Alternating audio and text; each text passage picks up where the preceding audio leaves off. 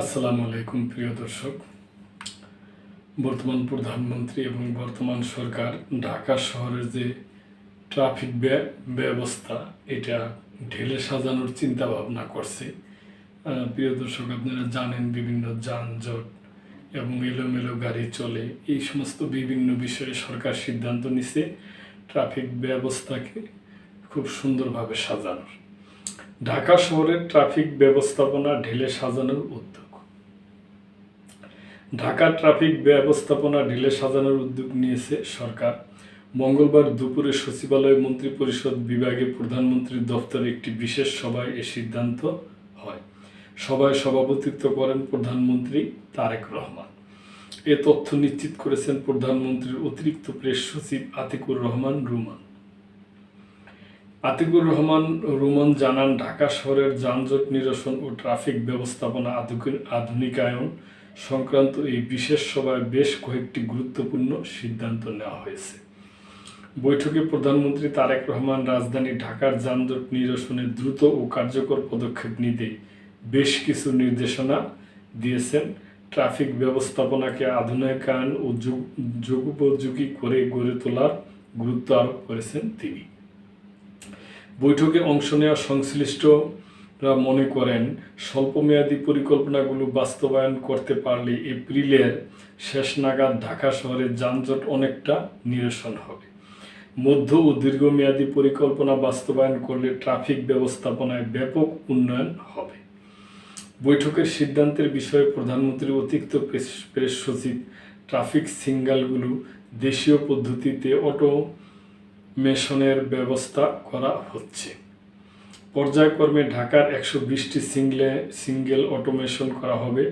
ঢাকা শহরের চারপাশের নতুন বাইপাস সড়ক এবং সড়কের ভিতরে ওভারপাস ও আন্ডারপাস নির্মাণ করার উদ্যোগ নেওয়া হবে। এছাড়াও ঢাকা শহর থেকে যত্রতত্র বাস কাউন্টার অপসারণ করা হবে। অতি দ্রুত ঢাকা মহানগরের ভেতরে থাকা 5টি আন্তজেলা বাস টার্মিনাল সরিয়ে শহরের বাইরে স্থাপন করা হবে। এটা খুবই ভালো উদ্যোগ হবে প্রিয় দর্শক। এই 5টি বাস টার্মিনাল সিটি সার্ভিসের জন্য চালু করা হবে। রাস্তার দুপাশে সড়ক দখলমুক্ত করা হবে। রাস্তার মাঝে থাকা বিদ্যুতের খুঁটি সরিয়ে ফেলা হবে। ঢাকা শহরের ভিতরে রেল ক্রসিংয়ে ম্যানুয়াল ব্যবস্থার পাশাপাশি অটো সিঙ্গেল লাইটিং সিস্টেম চালু করা হবে। সিটি বাসকে জিপিএস সিস্টেমের আওতায় আনা হবে। তিনি আরও জানান, ঢাকার অধিকাংশ ফুটওভার ব্রিজে চলন্ত সিঁড়ি স্থাপন করা হবে। পাশাপাশি শহরের হাসপাতাল এলাকায় ফুটওভার ব্রিজে দেশীয় প্রযুক্তিতে তৈরি লিফট স্থাপন করা হবে। আগামী 7 এপ্রিলের মধ্যে অধিকাংশ প্রস্তাবিত পরিকল্পনা বাস্তবায়ন করতে পারবেন বলে আশা প্রকাশ করছে ঢাকার 2 সিটি কর্পোরেশনের প্রশাসক। এসব পরিকল্পনা বাস্তবায়নে পরিবহন মালিক ও শ্রমিক সংগঠনের সঙ্গে সমন্বয় করবেন বলেও জানান আতিকুর রহমান রুমান।